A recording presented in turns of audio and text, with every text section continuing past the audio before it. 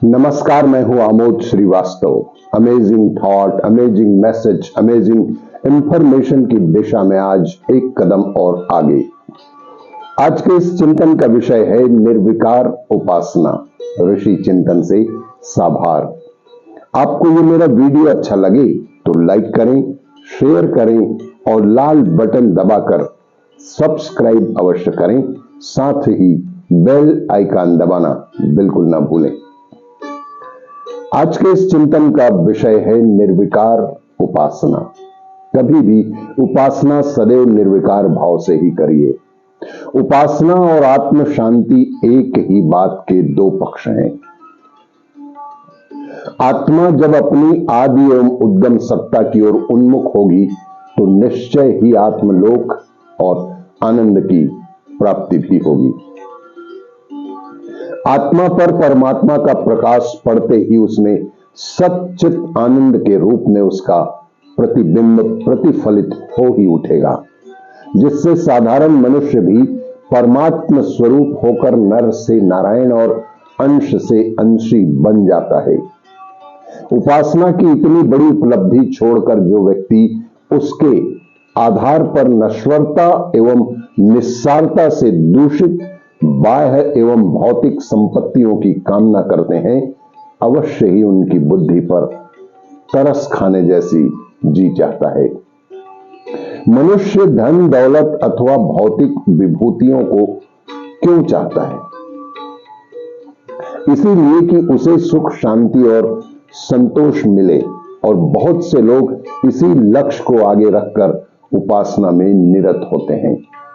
पर सोचने की बात यह है कि जब निर्लोभ उपासना के आधार पर अहेतुक अविश्वसनीय अक्षय और अनंत आनंद की उपलब्धि हो ही सकती है, तब निकृष्ट सुख को लक्ष्य बनाकर उपासना करने में कौन सा विवेक अथवा दूरदृष्टि निहित है। निर्विकार उपासना के द्वारा आत्मानंद की उपलब्धि हो जाने पर जब किसी सुख की प्राप्ति शेष ही न रह जाएगी, तब धन दौलत अथवा वैभव भंडारों की क्या तो ही महत्ता रह जाएगी और क्या ही उसका प्रयोजन रह जाएगा। उद्देश्य जीवन को सुखी बनाना है, और जब वह उपासना के द्वारा अनायास और अनाधारित रूप से आनंदित हो ही सकता है, तब अनावश्यक आडंबरों का बोझ अपने सिर पर रखना बुद्धिमानी नहीं ही कही जा सकती। जिस प्यास को मिटाने के लिए जिस उपाय से अमृत सागर की उपलब्धि हो सकती है, उसी उपाय के आधार पर तालाब से 2 चुल्लू पानी की आशा करना आंतरिक हीनता के सिवाय और कुछ भी नहीं है। दरिद्रता की द्योतक भौतिक कामनाओं को साथ लेकर उपासना करने वाले सदा सर्वदा ही दरिद्र ही बने रहते हैं, जबकि अवंचक उपासना के पुरुषार्थी निराधार रूप से देवताओं जैसे सुखी और संपन्न बने रहते हैं। उनकी कामनाएं, तृष्णाएं और वासनाएं लगभग मिट सी जाती हैं और उनका जीवन मान सरोवर की तरह निर्मल, शांत, शीतल और प्रसन्न चित्त हो जाता है।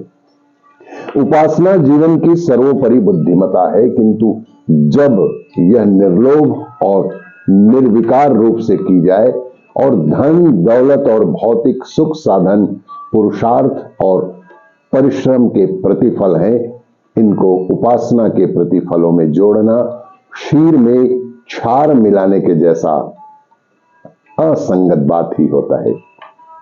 इससे सारा रस और सारा उद्देश्य भंग हो जाता है, केवल निष्फलता और निराशा ही हाथ लगती है। आत्म प्रसन्नता के लिए उपासना कीजिए और भौतिक विभूतियों के लिए पुरुषार्थ। इन दोनों का संतुलन बनाए रखने वाला भीतर और बाहर दोनों ओर सुखी, शांत, संपन्न और संतुष्ट बनकर लोक परलोक के सारे पदार्थ पा जाता है। और निर्विकार भाव से किए गए उपासना का यही सत परिणाम होता है। इसीलिए सदैव ही उपासना निर्विकार भाव से करें और जीवन को सुखी बनाएं। आपको ये मेरा वीडियो अच्छा लगे तो लाइक करें, शेयर करें और सब्सक्राइब अवश्य करें।